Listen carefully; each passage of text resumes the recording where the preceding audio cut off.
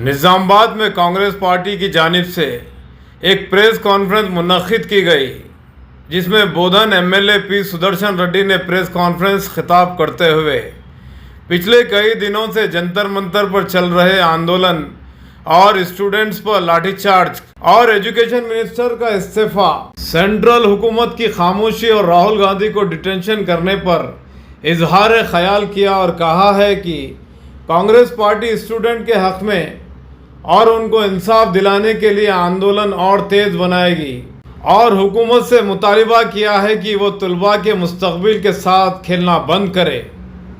इस ज़िमन में एमएलए सुदर्शन रेड्डी ने मरकजी बीजेपी हुकूमत को तनकीद का निशाना बनाया। आइए देखते हैं मजीद तफसीलात।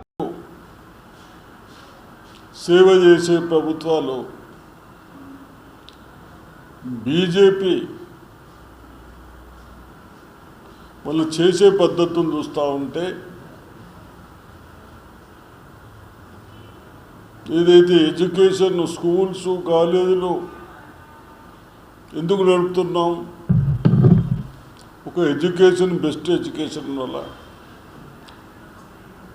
యావత్ ఇండియాలో ఒక నీట్ అనే ఎగ్జామ్ పెట్టి మెరిట్ వచ్చిన పిల్లలకు సీట్స్ ఇవ్వాలని పెట్టడం జరిగింది. దాంట్లో నీట్ ఎగ్జామ్లో పేపర్ లీకేజ్ అయితే పిల్లలు కోచింగ్ సెంటర్లకు పోయి కష్టపడి చదివి ఒక దుర్మార్గులు ఎవరో చేసిన పనికి లక్షలాది మంది సఫర్ అవుతున్నారు పిల్లలు. ఆ పేపర్ లీకేజ్ కానీ మొత్తం ఎగ్జామ్ క్యాన్సిల్ చేస్తారు. కానీ ఇది ప్రజాప్రభుత్వమా, బ్రిటిష్ వాళ్ళ లెక్క బీజేపీ ప్రభుత్వం అయిపోయింది. కాబట్టి ఏదన్నా అన్యాయం అయింది, విద్యార్థులకు అన్యాయం అవుతూ ఉంది. మీరే చెప్పారు సంవత్సరం 2 కోట్ల ఉద్యోగాలు, చదువుతూ ఉద్యోగాలు ఇస్తారు కదా, అంటే మీకు ఉద్యోగాలు ఇవ్వవలసి వస్తుందని చదివిస్తలేరా? ఉద్యోగాలు రేపు అడుగుతారని చదివిస్తలేరా? అట్లా ఇటువంటి చూసాం. మరి చాలాసార్లు కూడా చిన్న రైల్వేలో పోతుంటే యాక్సిడెంట్ అయితే కూడా ఆ రోజు నాయకులు, ఒక ప్రవర్తన ఉన్న వాళ్ళు, ప్రజలకు ప్రజాప్రతినిధులు అంటే ఏ విధంగా ఉండాలని నేర్పిన వాళ్ళు రిజగ్నేషన్ చేశారు మినిస్టర్స్. కేవలం ఒక ట్రైన్ యాక్సిడెంట్ కానీ ఇటువంటి చిన్న చిన్న ఇన్సిడెంట్లను సెంట్రల్ మినిస్టర్ చాలామంది రిజైన్ చేశారు. మరి విద్యార్థులు ఏమంటున్నారు, లక్షల మంది బాధపడుతూ ఎవరైతే దీనికి బాధ్యులో కన్సల్ట్ మినిస్టర్ని తీసేయండి అని చెప్పడం జరిగింది. అతన్ని కేవలం ఒక మినిస్టర్ని తీసేయకుండా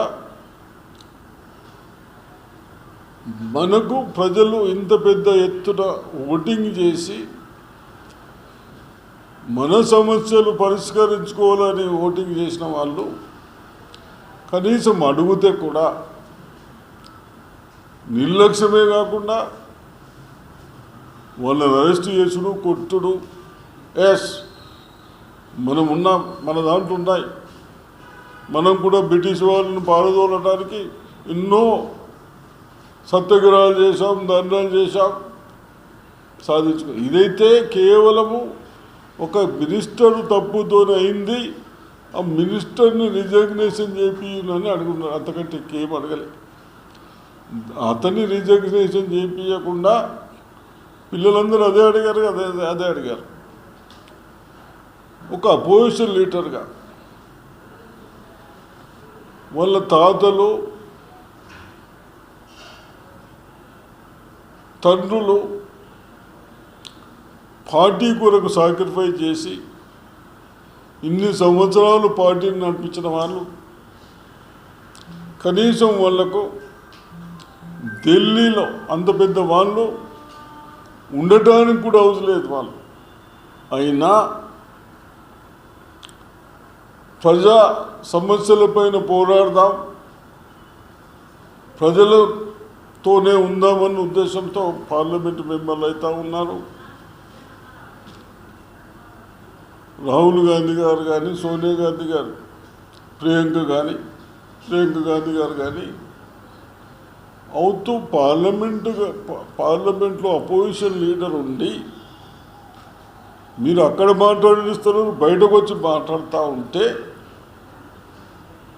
అదేమన్నాడు, నిజంగా విద్యార్థులు అడుగుతూ ఉన్నారు, దాన్ని పరిశీలించండి. వాళ్ళ విద్యార్థులు ఫస్ట్ ఏమో ఎగ్జామ్ రాయకుండా బాధపడతా ఉన్నారు,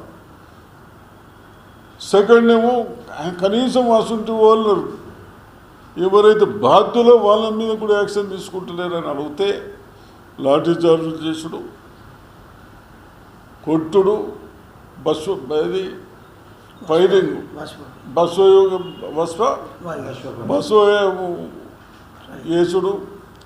ఈ విధంగా కనీసం నిన్న చూస్తూ ఉంటే రాహుల్ గాంధీ గారు అపోజిషన్ లీడర్ ఉండి ఒక రౌడీలకు ఇట్లా తీసుకుపోతారు చూడు, వాంటల్ని తీసుకుపోయినట్టు అనిపిస్తూ ఉంది. కాబట్టి తప్పనిసరిగా నేను ప్రజాప్రతినిధిగా నా సర్వీసు 40 సంవత్సరాల నుంచి ప్రజలకు సేవ చేసుకుంటూ ఇటువంటి దుర్మార్గం పనులు చేసిన వాళ్ళని చూడలేదు. కాబట్టి పెద్ద ఎత్తున ప్రియాంకని కూడా అరెస్ట్ చేసుకుంటూ ఏం చేసిందని మీరు తప్పులు చేసి అడిగితే దానిపైన మీరు ఇంత దుర్మార్గం పనులు చేసుడు అంటే భయపెట్టించుడు. అందరినీ బ్రిటిష్ వాళ్ళు భయపెట్టించినట్టు, అప్పుడు రాజులు భయపెట్టించినట్టు మీరు భయపెట్టిస్తూ ఉంటారు. కాబట్టి తప్పనిసరిగా నేను పార్టీ తరఫు నుంచి, ప్రజల తరఫు నుంచి ఒక ప్రజాప్రతినిధి కాకుండా నేను ఇక్కడ భారతదేశంలో ఒక నివాసిగా, తెలంగాణలో నివాసిగా ఖండిస్తూ ఉన్నాను.